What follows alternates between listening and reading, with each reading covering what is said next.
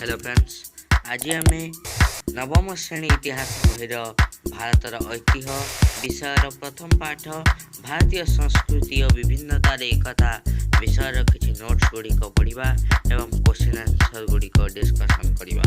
जहाले आरंभ करी ताहले प्रथम जानिबा विशिष्ट घटनावली स्थान और तारीख। प्रथम ଖ୍ରୀଷ୍ଟପୂର୍ବ ପ୍ରାୟ 3000 ମସିହାରେ ଭାରତର ଉତ୍ତର ପଶ୍ଚିମରେ ଗଢ଼ି ଉଠିଥିବା ସିନ୍ଧୁ ସଭ୍ୟତାରୁ ଭାରତର ଏକ ନିୟମିତ ସଂସ୍କୃତିର ଉଦ୍ଭବ ହୋଇଥିଲା। ଭାରତର ସଂସ୍କୃତି ପ୍ରାୟ 5000 ବର୍ଷ ଠାରୁ ଅଧିକ ପୁରାତନ। ବୈଦିକ ଯୁଗରୁ ବ୍ରାହ୍ମଣ ଧର୍ମର ପ୍ରାଧାନ୍ୟ ରହିଥିବା ସତ୍ତ୍ୱେ ଖ୍ରୀଷ୍ଟପୂର୍ବ 6ଠ ଶତାବ୍ଦୀରେ ଆବିର୍ଭୂତ ଜୈନ ଧର୍ମ ଓ ବୌଦ୍ଧ ଧର୍ମର ନୀତିଗୁଡ଼ିକ ଭାରତୀୟ ସମାଜ ଓ ସଂସ୍କୃତି ଗ୍ରହଣ କରାଗଲା। ଏକାଦଶ ଶତାବ୍ଦୀରୁ ଭାରତର ବିଧିବଦ୍ଧ ଭାବେ ଇସଲାମ ଧର୍ମର ପ୍ରଚାର ଆରମ୍ଭ ହେଲା। ଅଷ୍ଟମ ଶତାବ୍ଦୀରେ ଭାରତ ଆକ୍ରମଣ କରିଥିବା ଆରବୀୟମାନେ ସିନ୍ଧୁ ନଦୀର ଅପର ପାର୍ଶ୍ୱରେ ବାସ କରୁଥିବା ଲୋକଙ୍କୁ ସିନ୍ଧୁ ଶବ୍ଦର ଅକ୍ଷରକୁ ଭୁଲ ଉଚ୍ଚାରଣ କରି ହିନ୍ଦୁ ନାମରେ ଅଭିଭୂତ ହେଲେ। 1976 ମସିହାରେ ଗୃହୀତ 42ତମ ସମ୍ବିଧାନ ସଂଶୋଧନ ଆଇନ ଅନୁଯାୟୀ ସମ୍ବିଧାନ ଭୂମିକାରେ ଭାରତକୁ ଏକ ସାର୍ବଭୌମ ଗଣତାନ୍ତ୍ରିକ ସାଧାରଣତନ୍ତ୍ରରେ ଗଠନ କରିବା ସଂକଳ୍ପକୁ ପରିବର୍ତ୍ତନ କରାଯାଇ ଭାରତକୁ ଏକ ସାର୍ବଭୌମ ସମାଜବାଦୀ ଧର୍ମନିରପେକ୍ଷ ଗଣତାନ୍ତ୍ରିକ ସାଧାରଣତନ୍ତ୍ରରେ ଗଠନ କରିବାର ସଂକଳ୍ପ ଉଲ୍ଲେଖ କରାଗଲା।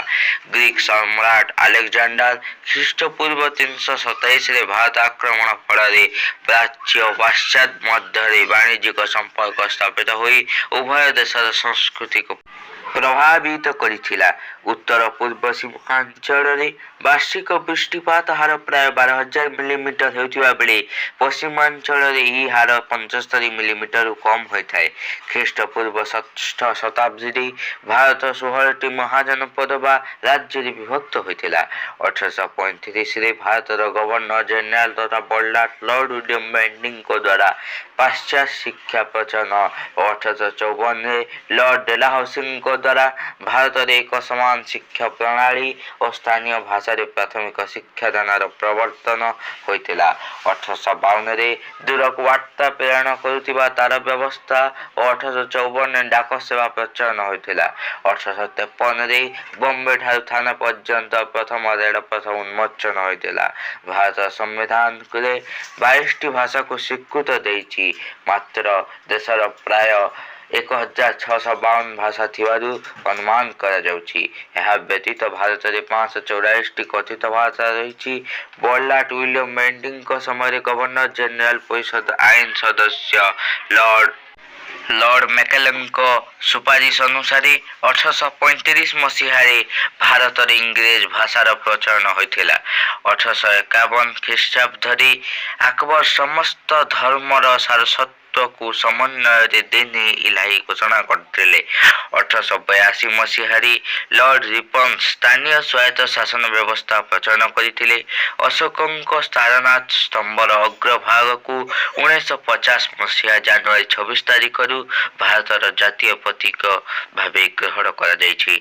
ସମ୍ରାଟ ରାଜରାଜ ଚୋଳ 1011 ଖ୍ରୀଷ୍ଟାବ୍ଦରେ ତାଜପୁରଠାରେ ନିର୍ମାଣ କରିଥିବା ବୃହଦେଶ୍ୱର ମନ୍ଦିର ମୂର୍ତ୍ତିକଳାରେ ସେ ସମୟର କଳା କୌଶଳର ପରିଚୟ ପ୍ରଦାନ କରେ।